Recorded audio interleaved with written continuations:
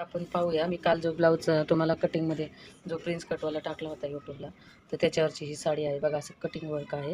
हे cut work म्हणलं की किती परेशानी होती. याला पिको फॉल पण म्हणजे करायला मुश्किल आहे. तर ह्याच्यावरची बघा ही साडी अशी पूर्ण. तर ब्लाऊजला पण असंच आहे डिझाईन.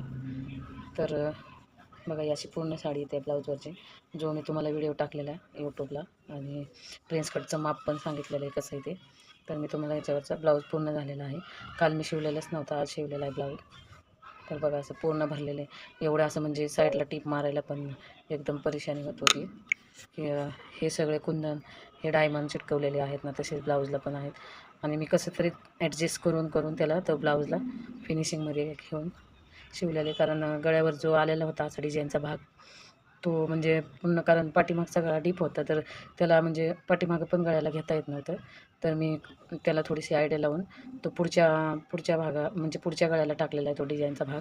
आणि कारण छोटीशी डिझाईन होती तर तो पाठीमागं बसत नव्हता, कारण पाठीमागचा गळा आहे तो खूप डीप आहे. त्याच्यामुळे बघा आता हे अशी साडी आहे. आणि हा कपडा पण एवढा सिल्की आहे, एवढा घसरत होता. तरी पण मी असं म्हणजे बराच वेळ गेला ब्लाऊज शिवायला. असा आपला ब्लाऊज दुसरा डिझाईनचा असतो तो 1 तासात, किंवा जास्तच डिझाईन असली तर 1-1.5 तासात होतो.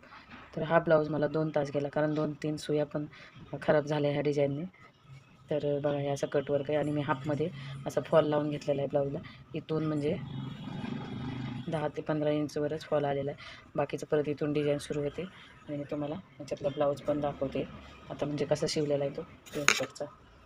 तर हा आपला झालेला आहे रेडी ब्लाऊज. काल मी व्हिडिओमध्ये जे तुम्हाला प्रिन्स कटमध्ये ब्लाऊज कटिंगचा सांगितला होता आणि व्हिडिओ टाकलेलाच आहे. तर एवढा ब्लाऊज परेशानी झाली म्हणजे ब्लाऊज शिवायला. कारण ही बघा, ही जी डिझाईन आहे ते बॅक साईडला दिलेली होती. तर कारण ही एवढीशी छोटीशी डिझाईनचं म्हणजे राऊंड गळा आला नसतं, कारण गळाची पूर्ण उंची आहे 12 इंच. आणि बघा इथं बाहीला पण असं ओपनच कपडा ठेवलेला आहे, कारण इथं थोडंसं हाताने ह्याला थोडंसं टिचिंग करावं लागणार आहे, कारण सुईखाली हा ब्लाऊज जमतच नव्हता शिवायला. तर बघा माझा हा झालेला. अरे देवा, एवढा म्हणजे वैताग आला होता ब्लाऊज शिवायला. तरी पण मी कंप्लीट केलं. एकदा काम घेतलं की पूर्णच करायचं, असं अर्ध्यातनं काम नाही सोडायचं. पूर्ण ब्लाऊज होईपर्यंत मी म्हणजे उठले पण नाही. आणि असं पाठीमागं हुक आहे त्या ब्लाऊजला. तर असा पूर्ण राऊंड आहे गळ्याचा. आणि कालचा व्हिडिओ जो टाकला होता मी कटिंगचा, तर जो कटिंगचा व्हिडिओ टाकलेला आहे तोच हा ब्लाऊज आहे. आणि तुम्हाला पहिली दाखवलेली ह्याच्यावरची साडी आहे. आणि बघा असं पूर्ण कंप्लीट ब्लाऊज झालेलं आहे. तरी पण अजून ह्याचं काम आहे बाकी, कारण इथं बाईला थोडंसं टिचिंग करायचं राहिलेलं आहे. आणि बाकीचं बघा, हे जर पाठीवर घेतलं असतं तर हे खूप छोटा गळा आला असता, तर हे पुढच्या साईडने पण छान दिसतं. आणि असा प्रिन्स कट आपला कंप्लीट झालेला आहे. किती छान वाटतो ब्लाऊज तर छान वाटतोय, पण शिवणाराचे खूप हाल झाले. कारण हे पूर्ण असं म्हणजे जिथं टीप घ्यायची होती तर तिथं असं एक